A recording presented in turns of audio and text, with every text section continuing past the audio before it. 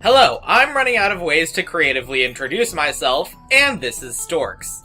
We start with background about storks delivering babies.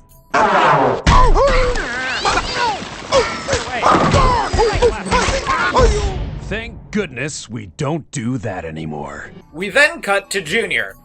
No, we don't know what Junior he is, he's just Junior. It's like naming a king the second. Anyways, he's kind of a big shot at work delivering things that aren't babies. There's this guy. Check out my girlfriend. She's in Canada. Yeah? She migrated. She's not made up. Okay. Look at her. Look at her. She exists, brah. Yeah, get used to him. He's staying around a while. Junior is called into his boss, Hunter's office. Hunter is getting a promotion, which means that Junior is going to be named boss. Which means you are going to be named Boss.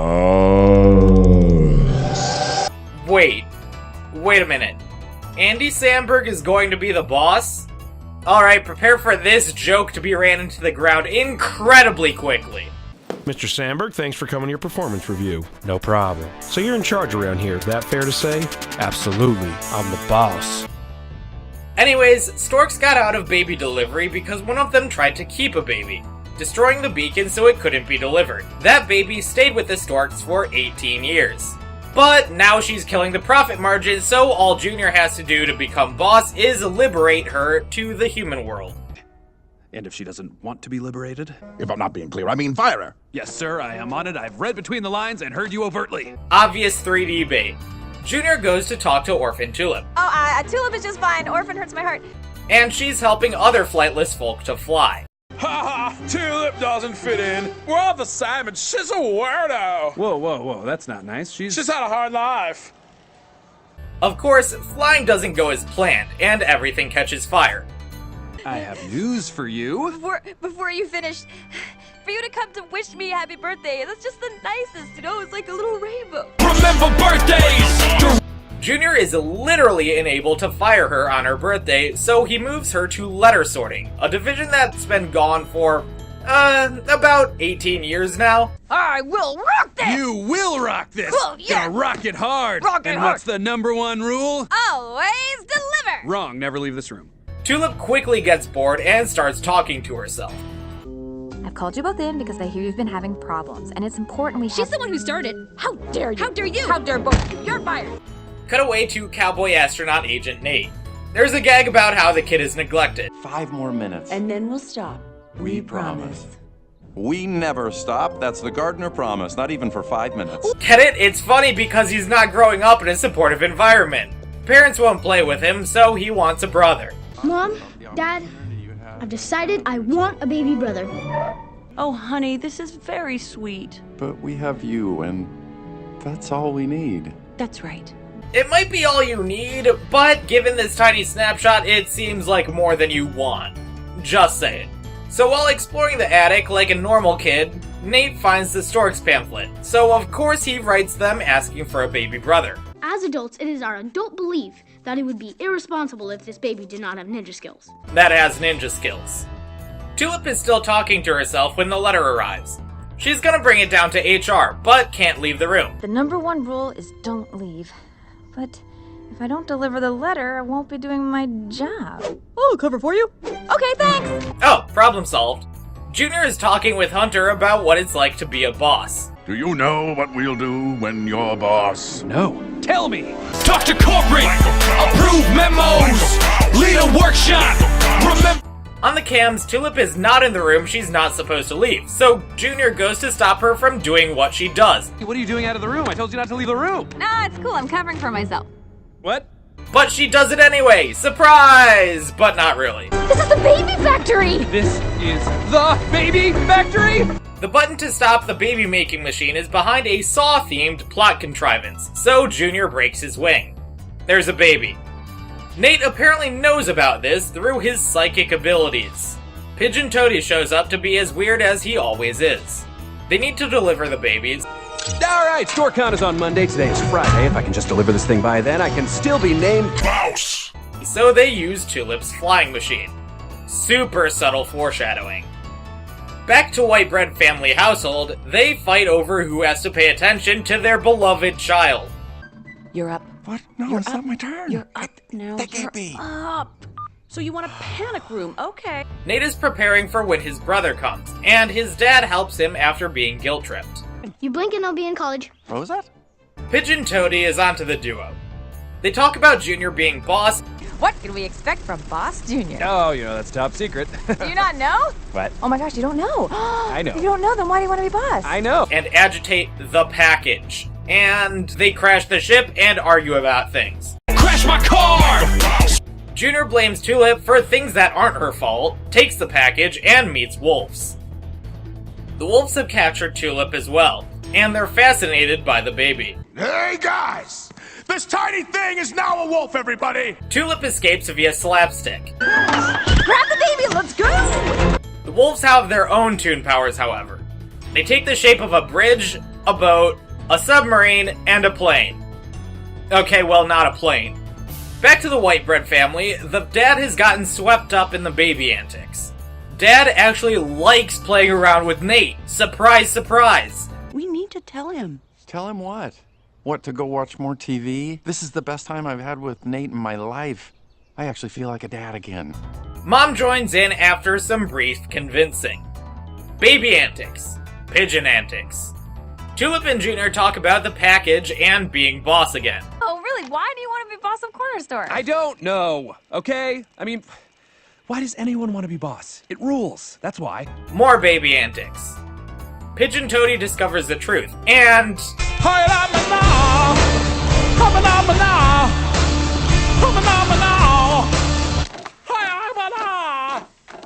he reports to Hunter. Montage stuff of road trip and construction. Toady and Hunter change the delivery address, and Tulip and Junior get to a dock. The baby seems to have developed an attachment to Junior. The boat is leaving, so they make a break for it. But somehow, the wolves are in pursuit. They get away, and the subtle foreshadowing pays off. It's Jasper, the stork who is supposed to deliver Tulip. And the anger behind her is damn righteous. I absolutely love it. I spent my entire life searching for the missing pieces, and yet, after all these years, I'm still missing one piece. I have the missing piece. They have all the pieces to Tulip's broken beacon, and Junior is hurt that Tulip is so happy about this. He lets it slip how he was supposed to fire Tulip, and you know what? Back up a little bit. I can't really talk enough about this scene because it's so fast-paced, but this is sad. Yes, this stupid, incredibly weird comedy starring anthropomorphic birds that inexplicably have teeth is moving me. Is it rushed? Yes, but I don't give a damn. The scene pays off. Also, Katie Crown as Tulip is flawless here. This came from a voice actor, and you can tell. She doesn't rely on context or animators to make the character sad, and she does so entirely outside of dialogue. Fine. Tulip and Jasper go to Tulip's family, but Tulip backs out because she has other priorities. Junior is delivering the baby, and we get a misdirect. Hunter? But you are so idiotic. How were you not suspicious? I thought it was a gentrifying neighborhood. They take the baby and tie up Junior. Oh, and white bread family tells Nate that babies don't come from storks, but who cares about them anymore? Tulip saves Junior, and they get back to the corner store warehouse. How can we get back to Corner Store? You're shopping? What are you doing? How did you get back here before us? How did we, Kronk? Well, you got me. By all accounts, it doesn't make sense. They arrive during StorkCon, the biggest / only stork convention on the planet Earth. There, look. They're headed towards the flight deck. They get through the crowd in Sphericus, the world's first round box. They reach the rooftop where the penguins are holding the baby.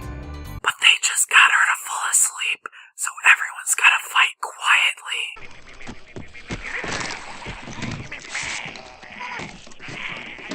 Oh my god, this scene is so creatively funny. Everything is quiet, there's no background music, and the characters are struggling to stay quiet too. The duo win out by making the penguins catch a bunch of bells and running off the baby. What is that? They run to the baby factory, where they're cornered by Storks. Tulip threatens to start the machine again, while Hunter tries to bribe Junior. And we'll let bygones be bygones. You can still be. Why isn't it working? But it's not working this time. You see, Junior doesn't want the job anymore. Or, to be more accurate, he realized that he never really wanted the job in the first place. He was just excited by the prestige. Why does anyone want to be boss? It rules, that's why. Insulted by the insinuation that he can be bought, Junior ups Tulip's threat. After a lengthy light show, the machine starts churning out babies. Toady tries to shut it down, rather pathetically. Hunter tries a bit harder, but apparently his mech has the crucial design flaw of the controls being on the outside. Come on guys, that's easier than textbook stuff. You'd need to seriously go out of your way to mess up a mech that badly. As the mech falls, it cuts all ties to the corner store warehouse, and both of them fall into the abyss. Oh, and it pulls the duo and the baby down with them. Now I'm dead! They're probably dead. Oh wait! I'm so surprised! That was unexpected! There's still like 1 million babies around, so the Storks are gonna deliver the tiny people to the regular-sized people. That means that Nate finally gets the sister that he didn't ask for. I ordered a brother! I ordered a brother! There is one last stop to make before closing, however, and that's to Tulip's family. Mom and Dad?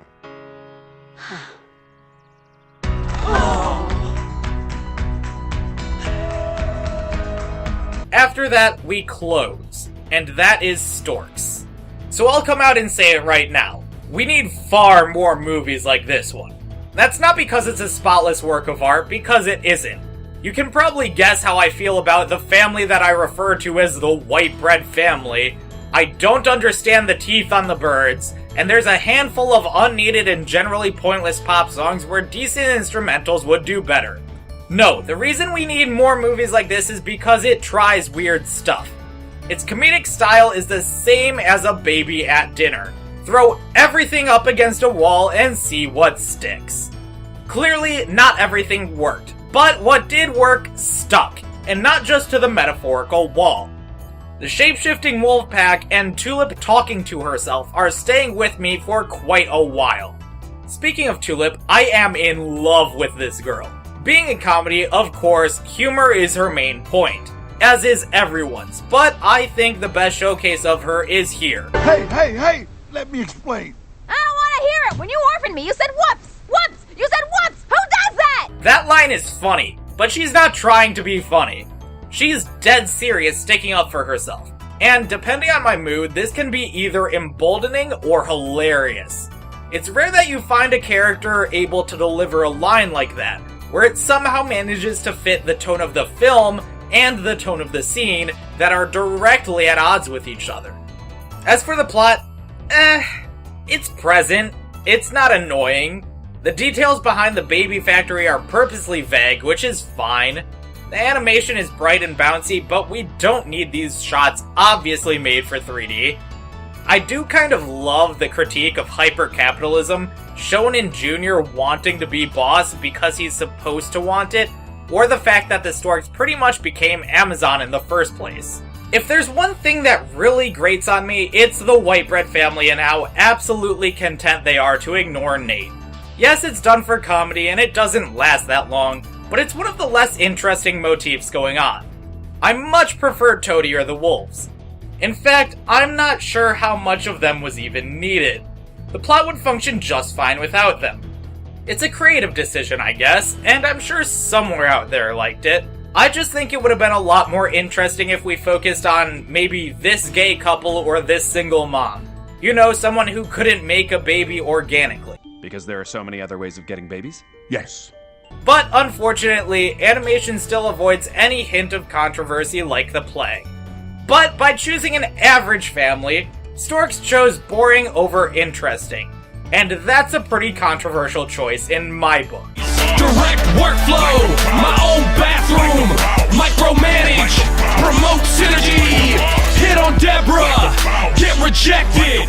Next time, it's an update video. Nothing really interesting.